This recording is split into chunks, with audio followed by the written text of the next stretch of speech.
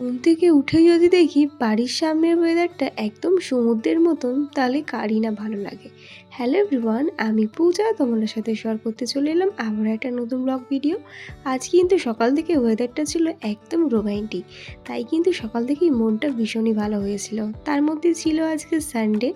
যাই হোক, প্রতিদিনকার মতন স্নান টান করে পুজো টুজো দিয়ে একদম ব্রেকফাস্ট নিয়ে চলে এসেছিলাম। যেহেতু সানডে, তাই কিন্তু আজকে ব্রেকফাস্টে ছিল লুচি আর ঘুগনি, যেটা রান্না করেছিল আমার শাশুড়ি মা। তো সেটা দিয়ে কিন্তু সানডে স্পেশাল ব্রেকফাস্টটা সেরে চলে আসলাম সোজা রান্নাঘরে। তো আজকে রান্নার মেনুতে হচ্ছিল মাছের মাথা দিয়ে বাঁধাকপি চিকেন কষা। যেহেতু সানডে, তাই আজকের মেনুটা একটু স্পেশালই ছিল। তার মধ্যে আজকে আসার কথা ছিল আমাদের বাড়িতে জামাইবাবু, তাই কিন্তু আজকের মেনুগুলো আরও একটু বেশি স্পেশাল হয়ে গেছিলো। তো মাছের মাথা দিয়ে বাঁধাকপি আর চিকেনটা আমি করেছিলাম, আর বাকি রান্নাগুলো মাই করেছিল। রান্না সেরে কিন্তু চলে আসলাম ব্যালকনিতে একটু টক দই খাবো বলে। তো এত সুন্দর একটা ওয়েদার দেখে নিজেকে আর সামনে রাখতে পারলাম না, তাই কিন্তু এই ওয়েদারটা ফিল করতে করতে একটু দই খেয়ে নিলাম। আর দইটা কিন্তু তোমার দাদাভাই কালকে রাতে নিয়ে এসেছিল, খেতে বেশ ভালোই ছিল। তো দেখো আজকে ওয়েদারটা কতই না ভালো লাগছে, একদম রৌদ্র ওঠেনি, তার মধ্যে একদম ঠান্ডা ঠান্ডা, বেশ ভালোই লাগছিল। যাই হোক, তারপরে কিন্তু চলে আসলাম একটা মেন যুদ্ধ বলতে পারো, সারাদিনে আমার প্রধান যুদ্ধ এটাই, মাম্মামকে খাওয়ানো, মানে খেতে বসানো। তো এখন কিন্তু ওকে খেতে বসিয়ে দিয়েছি, আর ওর জন্য আমি চিকেন স্টুও করেছিলাম। আর যেহেতু আজকে রিজু আসবে, তাই দুই ভাই বোনের জন্য একবারেই করেছিলাম। রিজুও কিন্তু চিকেন স্টুটা বেশ ভালোই খায়। তো দেখো, খুব কষ্টকর একটা সময় মাম্মামকে খাওয়ানো, আর তার মধ্যেও শরীরটাও ভালো নেই, একটু ঠান্ডা লেগেছে, তার জন্য কিন্তু আরও সময় লাগছে আর কি খাওয়াতে।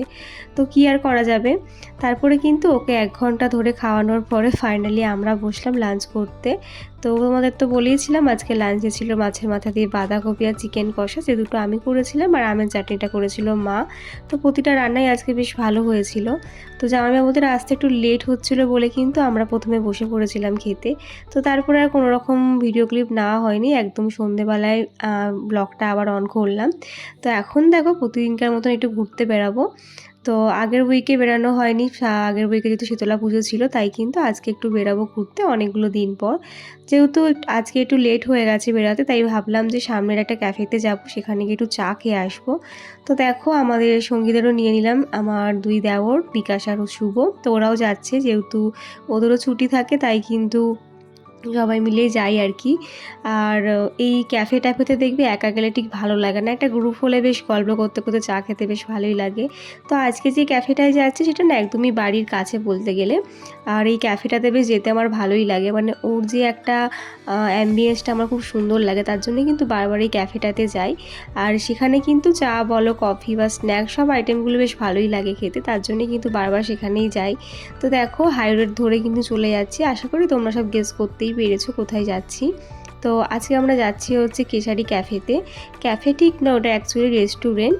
তো সামনেটা ক্যাফে টাইপের করা আছে, আর ভেতরে রেস্টুরেন্ট। তো রেস্টুরেন্টে তোমরা আশা করি আমার ব্লগে দেখেছো, আমার দেওরের বার্থডে সেলিব্রেশন করতে গেছিলাম।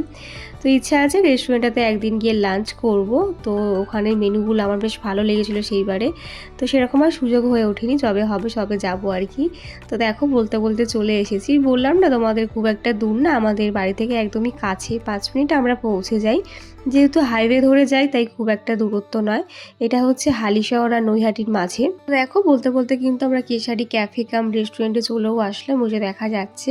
তো চলো আমার সাথে তোমাদেরকেও নিয়ে যাই। যারা আমার ডেলি ব্লগ দেখো, তারা আই থিঙ্ক দেখেইছো, এখানে আমরা এর আগে 2 বার এসেছি, এটা নিয়ে আমাদের 3 বার হচ্ছে। তো দেখো, মাম্মামকেও নিয়ে চলে এসেছি, মাম্মাও তো বেশ দেখতে ভালো লাগছে আর কি, লাইটিং যেহেতু করা আছে, ও কিন্তু লাইটিংগুলো দেখতে দেখতে বেশ যাচ্ছিল। আর দেখো, সন্ধ্যের টাইমটায় কিন্তু এখানে অনেকেই ভিড় জমায়, সবাই চা কাফে, তারপরে কফি, তারপর হচ্ছে স্ন্যাক্স আইটেম খাওয়ার জন্য। তো আমরাও চলে আসলাম, যেহেতু আজকে লাঞ্চটা একটু দেরি করে করেছিলাম, তাই সেরকম একটা স্ন্যাক্স আইটেম খাবো না, আজকে এসেছি চা খাওয়ার জন্যই। কারণ এখানে চাটা আমার এতটাই ভালো লেগেছে, তাই বারবার কিন্তু এখানে চা খেতে আসি। আমি কিন্তু বাড়িতে সেরকম একটা চাটা খাই না, তবে এখানের চাটা একবার টেস্ট করার পর আমি পুরো এখানে চায়ে প্রেমে পড়ে গেছি বলতে পারো।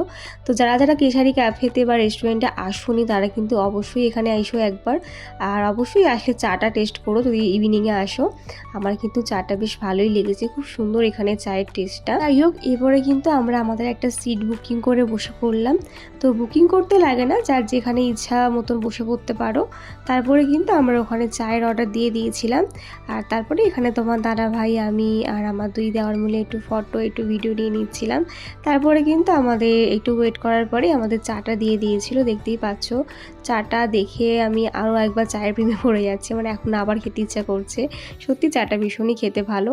তো আমার আজকে ব্লগটা ছাড়তে একটু লেট হয়ে গেল, একটু ব্যস্ততার কারণে, কারণ মামামের শরীরটা একদমই ভালো নেই, তাই ওকে নিয়ে একটু ব্যস্ত আছি।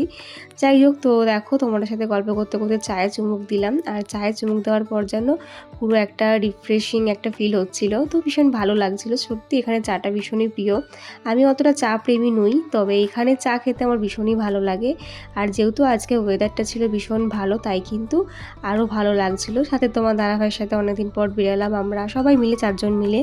যেহেতু সামনে অনেক কটা বিয়ে বাড়ি গেলো, তাই আমাদের সেরকম একটা বেরোনো হচ্ছিল না। যাই হোক, তারপরে কিন্তু চাটা খাওয়ার পরে এবার আমরা বেরিয়ে পড়বো বাড়ির জন্য। আর এখানে দেখো মামামের ফটোশ্যুট হচ্ছিল, ওর কাকাই নিউ একটা ফোন কিনেছে, তাই কিন্তু মামামের ফটোশ্যুট করছিল। যেহেতু সামনেই মামামের বার্থডে আছে, সেইগুলো দিয়ে স্ট্যাটাস দেবে বলে। যাই হোক, তো এই পুরো অ্যাম্বিয়েন্সটা তোমাদের সাথে একটু শেয়ার করে দিচ্ছি। এটা হচ্ছে বাইরের অ্যাম্বিয়েন্স ছিল, আর ভেতরটা তো আরও সুন্দর দেখতে। তারপরে দেখো তোমার দাদাভাই একটু ফটো তুলে নিল, আমরা সবাই সিঙ্গেল সিঙ্গেল কয়েকটা ফটো তুললাম। তো সবার লাস্টে আমি একটু ভিডিও শ্যুট করে নিচ্ছিলাম। তো এইভাবেই কিন্তু আজকের দিনটা কাটালাম। তো কেমন লাগলো তোমাদের আজকে ব্লগটা অবশ্যই জানিও। ভালো লাগলে কিন্তু লাইক কমেন্ট করতে কেউ ভুলো না, আর আমার পাশে থেকো সবাই এইভাবেই। আমার নেক্সট ব্লগগুলো দেখো। তো চলো আজকের মতন টানা, দেখা হচ্ছে নেক্সট ভিডিওতে। বাই সবাইকে, সবাই খুব ভালো থেকো, সুস্থ থেকো।